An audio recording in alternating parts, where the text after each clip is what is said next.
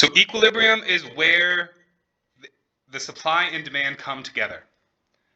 So where their dance steps meet. So again, we're going to draw a nice straight line for our price, for our quantity. We're going to draw a upward sloping supply curve.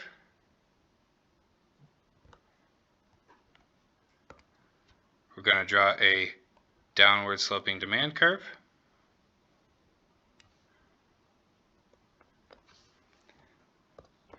Where the two meet, we're going to then reflect that onto the price axis. And then we label that with a P star, star to denote equilibrium.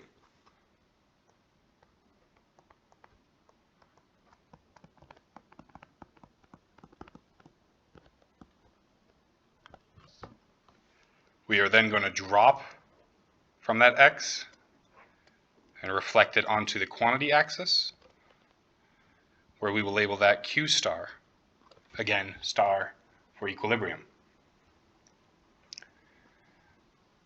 So equilibrium is the combination of price and quantity where there is no economic pressure. Everything that is supplied, right, our green line, everything that's supplied is demanded, our blue line. To illustrate equilibrium, let's think about what if the price was above equilibrium? What if the price was too high? Quite simply, we will call this pH, or being too high. If the price is too high, then looking at our demand schedule, we will find that there are not very many people who want to buy that product at that particular price. We drop that down, reflect it off the quantity axis, and we find a quantity demanded to the left of the equilibrium quantity. So we have fewer goods demanded, fewer slices of pizza demanded by the people because it's $7.50 instead of a normal ass price for a slice of pizza. I'm not bitter. And then we are going to reflect that same price over to the supply schedule. Because again, that supply schedule tells us the willingness and ability of producers to sell that good or service. So at a high price, producers are going to be like, oh, absolutely, you guys got to go in. You got to clope in. You got to work overtime. You know, the boss wants you to work because this is Sturgis, right? This is when they make their money. So the quantity supplied is much higher. Sturgis is not a great example because that'd actually be a demand shift. We'll talk about that later. But the rationale is the same, right? The business owner sees that the price is high.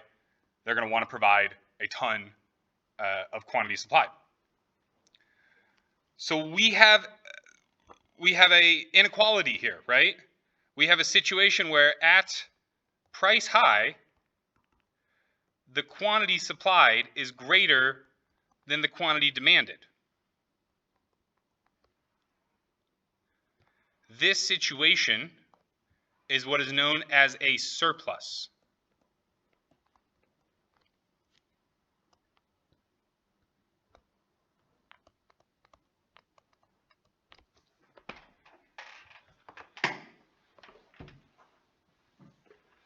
So let's think about this for a second.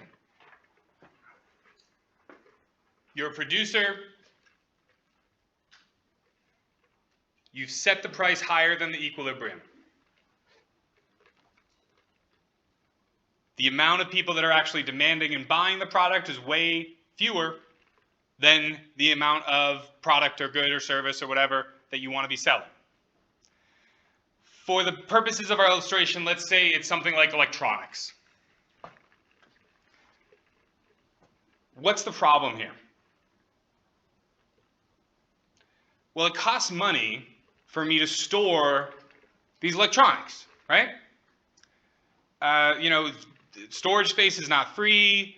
It'll have to be air conditioned or something, right? If it's a certain type of product. If it's, an agricultural good, it might be perishable, right? If you have a surplus of something, and you don't sell it, it's going to go bad. You're going to get nothing for it. So it costs money to store, costs money to keep track of all that stuff, right? The inventory and logistics and stuff. I mean, that's a whole department of Walmart. And if it's perishable, the good may spoil, and you may not be able to get anything. The last one that I think about a lot when I think about surplus is obsolescence, right? Like, let's say that you had a bunch of, Blu-ray players or something like that, right?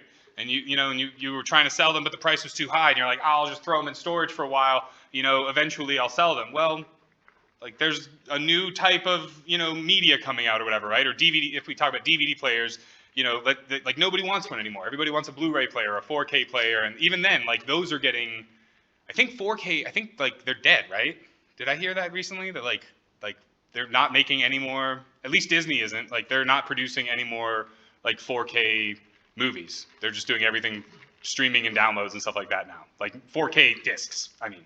So they're still making 4K movies, but they're not, And I mean, it makes sense. I don't even have anything that I can play a disc on, right? Like, all my laptops and my PlayStation is digital, you know what I mean? Like, so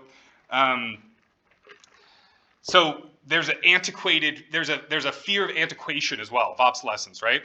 So what are these producers going to do? These producers, seeing that the price is too high, they're going to run a sale, right? And they're going to try and cut the price to somewhere like this, right? So P cut. But then they go and they see that, okay, yeah, the quantity increased a little bit, and but I still have way more that I want to be supplying compared to the amount that is being demanded now, right? This is our QD2, our QS2, QS1. We could think about this as price 1, price 2.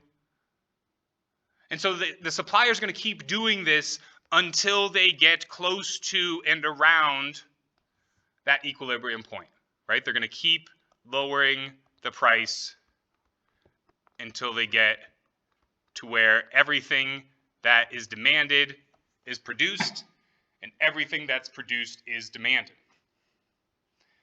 It is a bit of a theoretical equilibrium. We hover around it, right? There's a tendency towards it. We're never quite actually there at any moment in time. It's kind of a difficult thing to wrap your mind around. But questions on how a surplus goes through the mind of a producer and why they lower the price, which is the other way of saying why there's a tendency towards equilibrium when the price is too high.